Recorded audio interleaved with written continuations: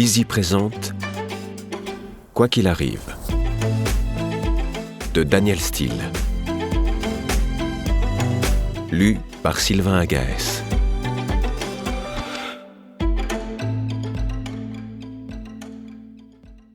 À mes enfants adorés.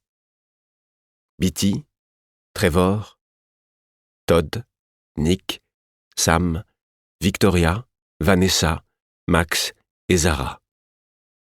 Puissiez-vous toujours être touchés par la grâce, guidés par la sagesse et baignés d'un amour aussi vaste que le mien. Avec toute mon affection, Maman, Daniel Steele. Si jamais demain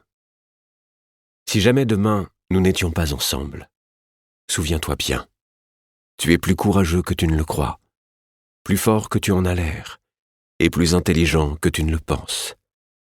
Mais le plus important, même si nous sommes séparés, je serai toujours avec toi.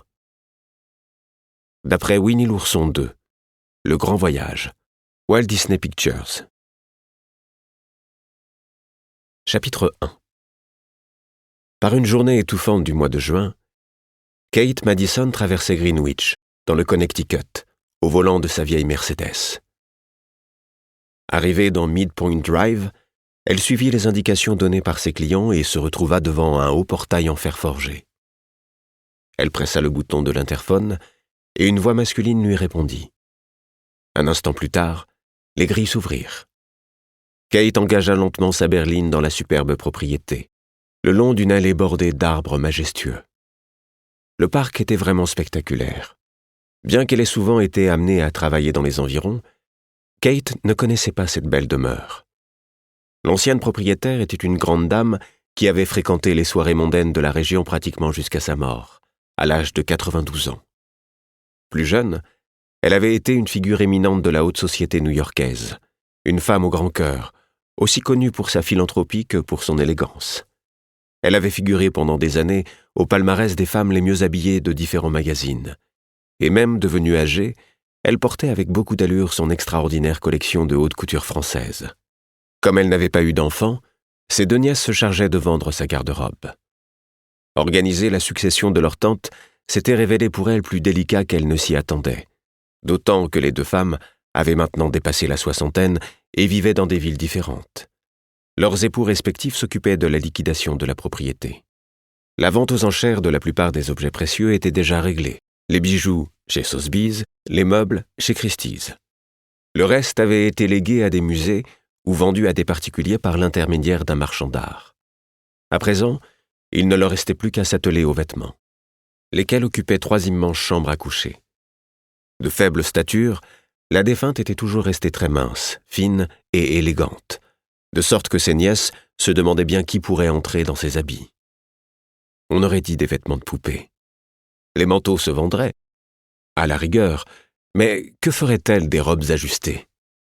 C'est sur la recommandation d'une amie que les deux sœurs avaient consulté le site internet de Style Fabulous, la boutique de Kate.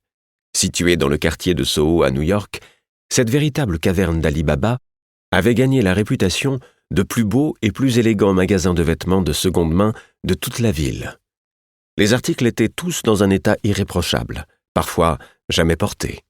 Et si Kate proposait de façon anecdotique quelques pièces anciennes, l'essentiel de sa collection se composait d'articles récents, encore parfaitement au goût du jour. Rien de ridicule, de daté ou de défraîchi n'avait sa place dans sa boutique. Les clientes, fidèles depuis de longues années, savaient qu'elles trouveraient là des pièces iconiques qu'elles pourraient porter indéfiniment. Kate affectionnait Chanel et Yves Saint Laurent, les créations de Gianfranco Ferré, à l'époque où il dessinait pour Dior, dans les années 80 et 90, et celles d'Oscar de la Renta pour Balmain. Sans oublier Christian Lacroix, aussi bien en prêt-à-porter qu'en haute couture. Kate regrettait encore la fermeture de cette belle maison.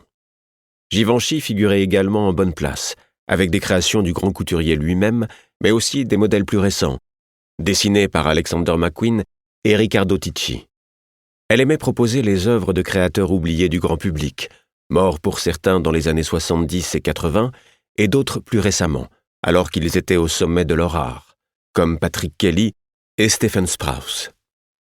Naturellement, cela ne l'empêchait pas de vendre les valeurs sûres du prêt-à-porter américain. Donna Karan, Calvin Klein, Michael Kors, Oscar de la Renta ou encore Carolina Herrera. À l'occasion, il lui arrivait aussi d'avoir un coup de cœur pour des vêtements de marques méconnues, qu'elle n'acquérait pas pour leur étiquette, mais tout simplement parce qu'ils avaient du chien. Kate adorait cette expression française un peu désuète, décrivant ce je ne sais quoi qui donne immédiatement de l'allure à la femme qui porte le vêtement en question, pour peu qu'elle en ait l'audace. Kate s'approvisionnait enfin en basiques irréprochables, tels que petits manteaux noirs tout simples, blazer, jupe droite, cardigan et pantalon Prada aux tombées impeccables. Un seul mot suffisait à résumer sa collection. Intemporelle. Bien qu'elle se souvienne de presque toutes les pièces exceptionnelles qui transitaient par Style Fabulous, Kate tenait un inventaire méticuleux de ce qu'elle avait acheté ou vendu, à qui et à quel prix. Certes, ces pièces de grands créateurs n'étaient pas données, mais c'était le juste prix. Arrivée devant la superbe demeure, Kate descendit de voiture et frappa 2 coups vifs contre la porte à l'aide d'un lourd heurtoir en cuivre. Un instant plus tard, un majordome en veste blanche amidonnée apparut. Nous espérons que vous avez apprécié cet aperçu.